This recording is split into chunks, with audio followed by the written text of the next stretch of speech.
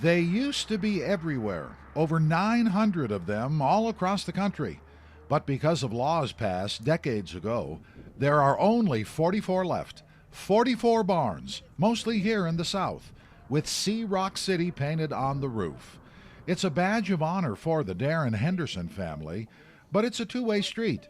You see, it's free advertising for Rock City, and for the Hendersons. Them painting the roof of the barn over the years has preserved the tin, so that's helped us out tremendously. We haven't had to replace the roof of the barn in many years. Darren Henderson says the barn was first painted in the early 60s when his grandparents owned the place.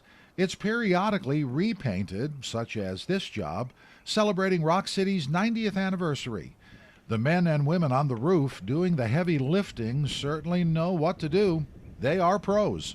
Those are our full-time partners that work for us. So they're our art and innovation team for See Rock City Incorporated. So they're the same team that do things like produce the Enchanted Garden of Lights at Rock City and do all of kind of the sculptural and artwork and enhancements in the gardens throughout the year. So this is the time they get out of the shop at Rock City. Doug Chapin is a fourth-generation owner of Rock City. His aunt and uncle started it. They came up with the idea of painting barns back in the mid-30s. It was a novel idea, all right, but it's turned into much more than that. I think they may be surprised that it is such a legacy and nostalgic thing. One of the cornerstones of our business was innovation at that point, and that this was a pretty unique idea when Uncle Garnet asked Clark buyers to come paint these barns. The barn itself, well, it's no longer a working barn. It's at least some 70 years old. But Henderson says it's been on postcards and paintings and TV shows. He says more than anything, it's cool.